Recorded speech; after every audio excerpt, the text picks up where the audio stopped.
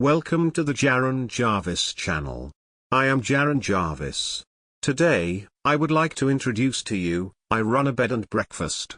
Sort of, Part 5. Part 4. Anna here. The first thing I have to say is that, Blood Money Arcade is a genius. I copied his sign suggestion word for word and hung it up right next to the front desk. For those who haven't read his comment, it reads, "For maximum satisfaction for all involved parties, potential tenants are encouraged to communicate any unique needs and/or preferred living arrangements to the landlord in a non-violent, non-traumatic fashion. Attempting to murder, maim, or otherwise terrorize your landlord for being unable to read your mind is generally considered poor tenant etiquette." Well played, sir, madam, or non-gendered entity. I really hope it works, but it makes me giddy just looking at it. Thanks again for the advice. Next up, congratulations everybody. We are finally caught up to where I started writing these posts. So now I can start to explain all of the things I've been making vague references to. Woo.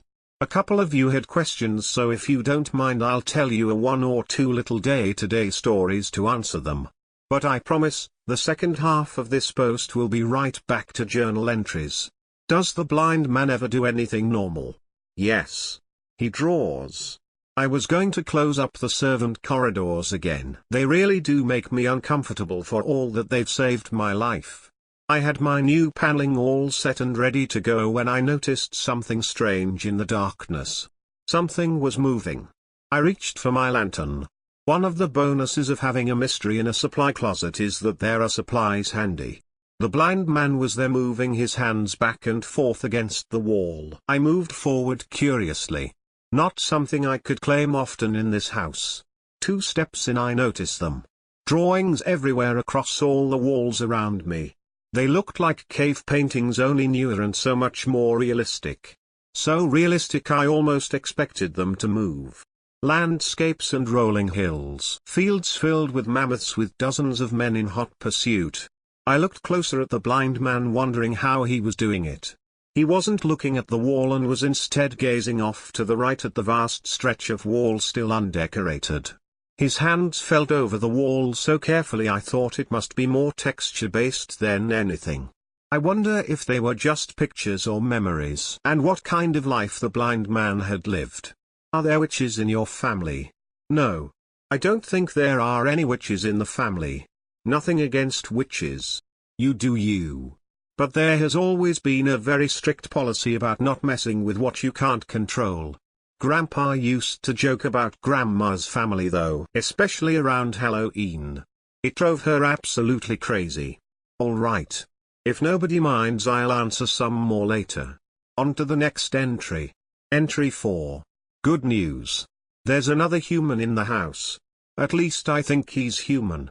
He bleeds like a human. I was outside when he arrived. I'd taken to writing out these entries in the shed. It's been noisy in the house lately.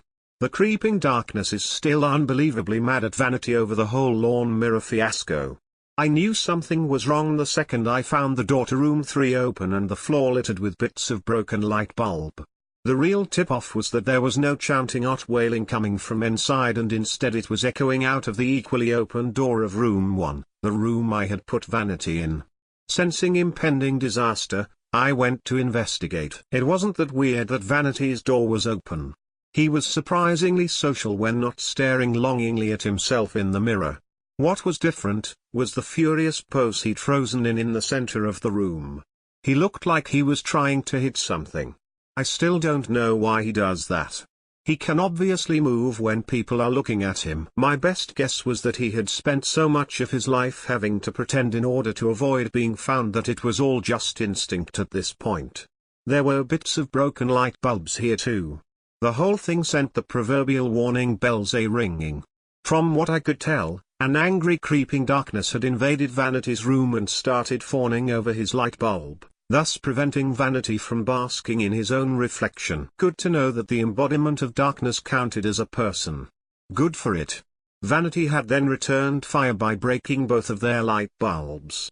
A fine example of mutually assured destruction. Hey! I shouted, interrupting the bone-rattling chanting. That's quite enough from the both of you. Vanity sagged. Creeping darkness remained invisible. Creeping darkness, please go back to your room. Vanity, you are not allowed to break things on purpose like that. Down the hall the door to room 3 slammed shut. Good. They'd bought my bluff. I had exactly zero idea what I was going to do if either of them had held their ground. I had to go all the way to the kitchen to get to the circuit box. Thank goodness it wasn't in the basement. I would have had to buy them both flashlights and tell them to make do. The moment I cut the power to the upstairs, a wail so mournful it felt like my heart was being cut to ribbons cut through the air. I picked up a couple of potatoes and went to work on room 3 first. Everything was shaking. Creeping darkness didn't understand. It's all right, honey. I'm going to fix it. It's okay, I shouted soothingly over the devastation. I used the potato to get the broken light bulb out of the socket, then dried it off with my sleeve before twisting in the new bulb. Just a little bit longer. I'll be back to sweep up the glass as soon as the lights are back on. Next was Vanity's room. Just a quick fix. I found him pawing at one of the mirrors in a way that made me a bit uncomfortable. I switched the power back on. The wailing stopped. Then it was all over but the cleanup. The problem was that the whole thing had shaken up the creeping darkness so much that the chanting could be heard from one corner of the house to the other. That's what led me to hiding in the shed. Which meant I had a front row seat to see what happened. As I watched, the forest went dark. Entire trees shifted with a nightmarish creak and grind. Gunfire sounded in the distance, followed by a deafening barrage of roars and growls. The creature had awoken somewhere in the forest, and whatever it was hunting was putting up a fight. More gunfire, closer now. The sound of running and the snapping of branches that were likely twisting around arms and legs. The giant earth-shattering pounding of the monster in full pursuit followed. I backed up slowly. I was pretty sure the forest wasn't angry at me, but collateral damage was a well-known phrase for a reason. He sprinted through the forest, turning and firing at the beast. Grey camo pants and loose black shirt doing nothing to hide him. He tumbled in a clumsy combat roll through the last line of trees, narrowly missing the claw as it came down where he'd been standing. He fired blind, scrambling across the yard. He spotted me only after he'd covered half of the distance between us. "Run!" he shouted, voice panicky. I just blinked at him once or twice. "Didn't you fucking hear me? I said run for your life." He was very dramatic and I didn't appreciate his tone. It wasn't like it was me who had pissed the forest off. Besides, he was leading trouble towards me, not the other way around. The forest shook, nearly knocking us both off of our feet. The monster bellowed and screeched all at once, rattling the windows but never, not even for a second, stepping into the yard. Then with one last enraged swipe it was gone, disappearing into the rapidly receding darkness. When everything went back to normal, I walked up to the edge of the property and hugged a tree. Just for safety. Gave it a couple friendly pats. Then I turned around and went back towards the house. Gun guy was staring wide-eyed at me. His breath came so hard he had to brace his hands on his knees to keep upright. A feeling I could relate to. In the past few weeks I'd done more fear cardio than the law allows. As if cardio in general wasn't bad enough. His gun trembled dangerously in his hand. I'm not a huge fan of guns. My mom, a former MP in the US Army, had made sure that I could use one before I moved out.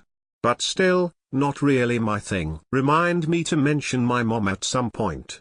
She has some weird stories about her time in Germany. I've seen pictures though. Beautiful place. 10 out of 10, would recommend. Sorry, got a little sidetracked. The man stepped warily back from me, looking me up and down. I was suddenly very aware that I was still dressed in my floor-length green grandma nightgown and my long brown house coat. All told, I was rocking the crazy lady chic. "What are you?" he demanded. The owner of a bed and breakfast. Probably not the answer he was looking for. "What?" he countered. Blood dripped from his hair into his face. His breath was still coming far too quickly. "You okay?"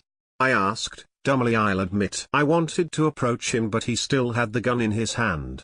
He stumbled further back from me, swaying dangerously. Then just fell over. He didn't get back up. I waited like 5 minutes to see if he would. It took forever to get him inside. Vanity looked on in confusion from his spot in the hallway where he stood pretending he couldn't move again. Really unhelpful. Not going to lie. I had taken some basic first aid classes in preparation for a situation not at all like this.